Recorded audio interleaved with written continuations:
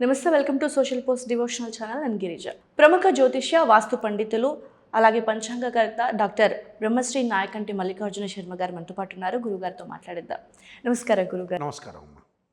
గురుగారు, మనిషి జీవితంలో ఏ లగ్నాల వాళ్ళకి ఏ దశలు కలిసి వస్తాయి అంటే మీరేం చెప్తారు గురుగారు?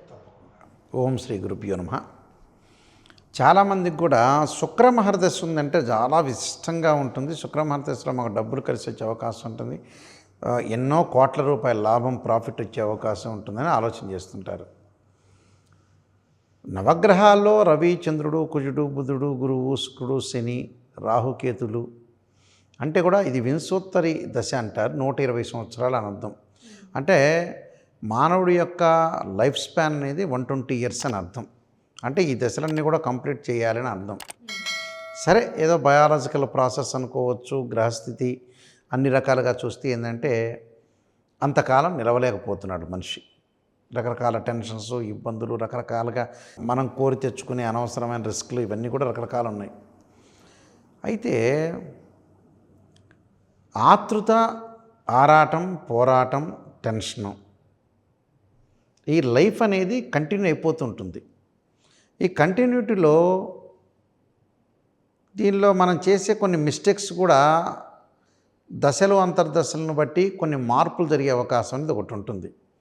దానిలో మనం 12 లగ్నాలని మనం అనాలిసిస్ చేస్తే సహజంగా మేషలగ్నం వాళ్ళకి మనం తీసుకుంటే కుజ మహర్దశ, రవి మహర్దశ, గురు మహర్దశలు కలిసి వచ్చే మహర్దశలు. కుజుడు, రవి, గురువు అంటే ఈ 3 మహర్దశలు మేషలగ్నంలో జన్మించిన వాళ్ళు కలిసి వస్తాయి.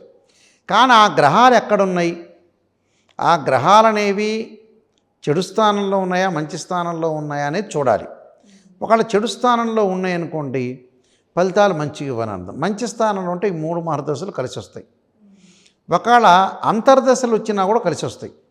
అంటే ఒక వ్యక్తికి ఇప్పుడు మేషలగ్నంలో జన్మించిన వ్యక్తి కుజ మహర్దశ బాగుంది, కుజ మహర్దశ జీవితంలో రావట్లేదు అంటే గురువులో కుజుడు అంతర్దశ కలిసి వచ్చే అవకాశం అనేది ఉంటుంది, కొంత ఎఫెక్ట్ అనేది ఇచ్చే అవకాశం ఉంది. అంటే ఆ త్రికోణాలు శుభఫలితాన్ని ఇస్తారని శాస్త్రం చెప్పబడింది. అయితే అవన్నీ ఏ స్థానాలను బట్టి కూడా మళ్ళీ ఆలోచన చేయాలి మనం. మంచి స్థానంలోనే, మిత్రక్షేత్రంలోనా, ఉచ్చక్షేత్రంలోనా ఏ స్థానంలో ఉన్నాయి, ఆ లగ్నానికి బాగుందా లేదని అనాలిసిస్ చేయాలి. అలానే వృషభ లగ్నానికి వచ్చేప్పుడు శుక్రుడు, అలానే బుధుడు, శని మహర్దశలు కలిసి వచ్చే అవకాశం ఉంటుంది. అలానే మిథున లగ్నం ఉంది. మిథున లగ్నానికి వచ్చేటప్పటికల్లా బుధుడు, అలానే శుక్రుడు అంటే ఇక్కడ బుధ మహర్దశ కలిసి వచ్చే అవకాశం ఉంటుంది, శుక్ర మహర్దశ కలిసి వచ్చే అవకాశం, శని మహర్దశ కలిసి వస్తుంది. నేను ఇందాక చెప్పినట్టుగా ఏ మహర్దశలు ఎక్కడెక్కడ ఏ స్థానాల్లో దాన్ని బట్టి కూడా మహర్దశలు కలిసి రావు, కలిసి రాకపోవచ్చు, చూడాలి. సాధారణంగా చెప్తున్నాం.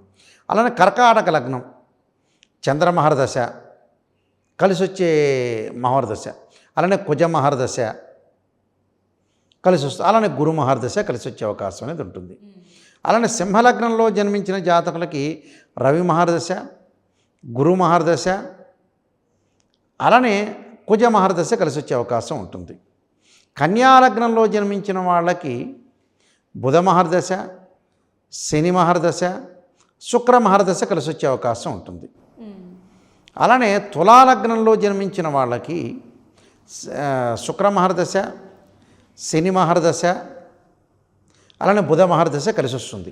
వృశ్చిక లగ్నంలో జన్మించిన వాళ్ళ కుజ మహర్దశ, అలానే గురు మహర్దశ, అలానే వాళ్ళకి చంద్ర మహర్దశ కలిసి వచ్చే అవకాశం ఉంటుంది. ధనుర్లగ్నంలో జన్మించిన వాళ్ళకి గురు మహర్దశ, అలానే కుజ మహర్దశ, దాని తర్వాత వచ్చేటప్పుడు రవి మహర్దశ కలిసి వచ్చే అవకాశం ఉంటుంది. అలానే మకర లగ్నంలో జన్మించిన వ్యక్తులు ఉంటారు, వాళ్ళకి శని మహర్దశ, అలానే శుక్ర మహర్దశ, దాని తర్వాత బుధ మహర్దశ కలిసి వచ్చే అవకాశం అనేది ఒకటి ఉంటుంది.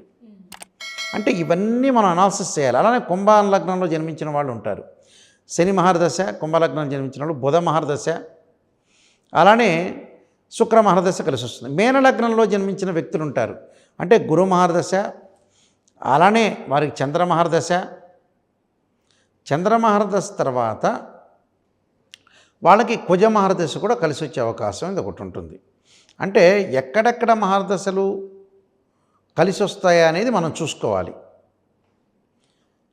అది చాలా ఇంపార్టెంట్. ఇప్పుడు నేను మీనలగ్నం చెప్పాను. మీనలగ్నానికి వాస్తవంగా గురు మహర్దశ కలిసి వస్తుంది, చంద్ర మహర్దశ కలిసి వస్తుంది, శుక్ర మహర్దశ కలుస్తుంది, కొంతమందికి కుజుడు బాగుంటే కుజ మహర్దశ కూడా కలుస్తుంది. కానీ మెయిన్ 3 మీనలగ్నానికి గురువు 1, చంద్రుడు 1, శుక్రుడు 1.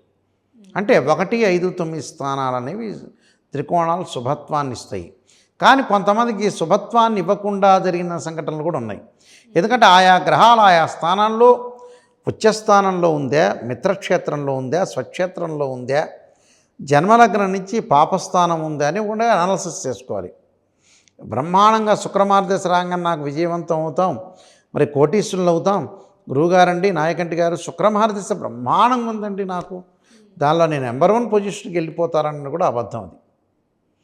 ఇక కామన్గా అందరికీ శుక్రమహారదశ ఉంటే బాగుందని అనుకునే జనాలు కూడా చాలామంది ఉన్నారు. చాలామందిని నేను అనాలిసిస్ చేశాను, రీసెర్చ్ చేశాను. అది కాదు.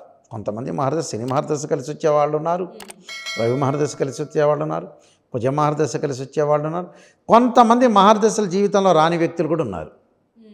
అది జాతకపరంగా మనం చూడాలి. ఈ మహర్దశల్లో కలిసి వస్తేనేమో ధనము, అలాగే గృహయోగము, ఉద్యోగము, వివాహము, చాలా విషయాలను కలిసి రావడానికి దశలు చాలా ప్రాముఖ్యత సంతరించుకున్నాయి. దశల్ని సంపూర్తిగా అనాలిసిస్ చేయాలి. అంటే ఒక జాతకాన్ని పరిశీలన చేసినప్పుడు క్లియర్గా, క్వాలిటీగా, ఒక మ్యాథమెటికల్ అనాలిసిస్ ప్రకారంగా మెరిట్స్, డీమెరిట్స్ రెండూ ఉంటాయి. అయ్యే గురువుగారండి నాకు మెరిట్ మాత్రమే కావాలి, డీమెరిట్ వద్దండి అనేవాళ్ళు కూడా ఉంటారు. అంటే నెగిటివ్ పాజిటివ్, అంటే మన ప్రపంచం అంతా కూడా నెగిటివ్ పాజిటివ్ చుట్టే తిరుగుతూ ఉంటుంది. అందువల్ల ఇవన్నీ కూడా సంపూర్తిగా డివిజనల్ చార్ట్స్ దగ్గర నుంచి దశలు, అంతర్దశల దగ్గర నుంచి కూడా మనం చూడాలి.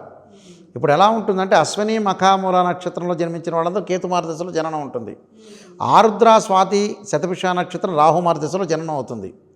అలానే కృత్తిక ఉత్తరాషాఢాలో జన్మించిన వాళ్ళందరికీ రవి మహర్దశ. అలానే రోహిణి హస్త శ్రవణంలో జన్మించిన వాళ్ళందరూ కూడా చంద్ర మహర్దశ. మృగశిర చిత్త ధనిష్ట నక్షత్రంలో జన్మించిన వాళ్ళందరూ కుజ మహర్దశ. అలాగా ఏదైతే ఆశ్లేష జ్యేష్ఠ రేవతి నక్షత్రం వాళ్ళు బుధ మహర్దశలో జననం. అలా ప్రతిదానికి ఒక లెక్క ఉంటుంది. అలానే భరణి పుబ్బ పూర్వాషాఢలో జన్మించిన వాళ్ళందరూ శుక్ర మహర్దశ. అలానే పునరుసు పూర్వాభాద్ర నక్షత్రంలో వాటిలో జన్మించిన వాళ్ళకి గురు మహర్దశ. అంటే ఇవన్నీ కూడా మనం చూడాలంటే ఒక్కొక్క దానికి, ఒక్కొక్క గ్రహానికి 3 నక్షత్రాలు ఉంటాయి. వాటిని మనం ఇప్పుడు పునరుసు, విశాఖ, పూర్వాభాద్ర నక్షత్రంలో 3 నక్షత్రాలు జన్మించిన గురు మహర్దశ. అంటే వాళ్ళ నక్షత్రాన్ని బట్టి మనం క్యాలిక్యులేట్ చేసుకొని ఆ దశ కలిసి వస్తుందా లేదా అని తెలుసుకోవాలి. దానిలో లోపం ఉందా లేదా అని చూడాలి ముందు. ఎంతకి పాజిటివ్ని భూతద్దం పెట్టి వెతకటం కాదు, నెగిటివ్ని కూడా వెతకాలి. అలానే ఒక త్రాసులో పాజిటివ్, నెగిటివ్ రెండింటినీ పెడితే బ్యాలెన్స్డ్ చేసుకుంటూ ముందుకెళ్ళాలి. దాని దోష పరిహారం చేసుకుంటే కంప్లీట్ మ్యాన్ అయినట్టు అర్థం. అదమ్మా. Thank you so much. Thank you.